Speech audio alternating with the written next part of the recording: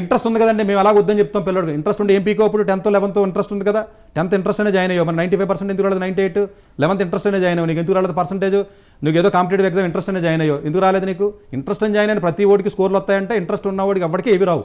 Interest ఉందా అన్న మాట్లాడిన ప్రతి ఓడి పనికిరానోడు, కసి ఉన్నవాడు, నెసెసిటీ ఉన్నవాడు, కోరిక బలంగా ఉన్నవాడు, ఏదైనా ఎలాగోలాగం చేయాలన్నవాడు కావాలి సొసైటీకి. చెయ్యాలి కాదు, ఎలాగోలాగా చేయాలన్నవాడు. సో వాడికి సివిల్ సర్వీస్కి వెళ్ళాలంటే నలసారి ఎగ్జామ్ రాసి ముందు నలసారి బెంగళూరు పంపించు, 11th కదా, భయపడతాడు. దగ్గరగా ఎగ్జామ్ ఉంటే భయపడతాడు పేరెంట్. నిన్న స్టూడెంట్ వచ్చాడు నా దగ్గరికి, సార్ నేను ఎంబీఏకి వెళ్తాను సార్ యూఎస్ అంటాడు. ఇప్పుడు రాసి వెళ్ళొచ్చు కదా నీకు మంచి కాలేజీకి యూజీకి అన్నాను నేను.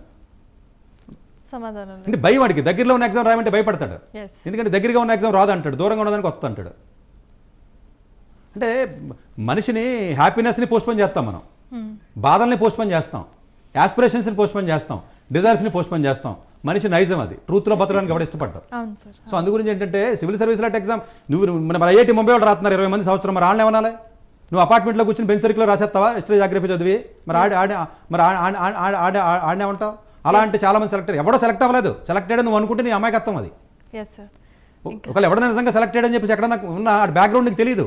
నీకు నువ్వు మీ ఇంటి పక్కడు నువ్వు ఒకటే కొడుకుంటాడు, మీ కొడుకుంటాడు, మీ ఇంటి పక్కన ఎవడో ఉంటాడు, ఆడికి వచ్చింది ర్యాంకు, ఆడు నువ్వు ఒకటి అంటే ఎట్లాగా? ఆడని చెప్తాడు ఎలా చదివాడు, ఆడుకున్న స్కిల్ ఏంటో.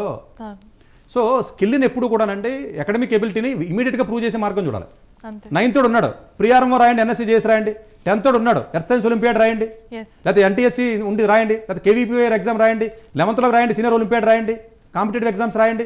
ఇట్లా ఎప్పటికప్పుడు మీరు టార్గెట్ ఫిక్స్ చేసి దగ్గరగా ఉన్నటువంటి ఎగ్జామ్ని క్రాక్ చేయడం మానేసి 2035 ఎగ్జామ్ రాస్తానంటే సిగ్గు లేకుండా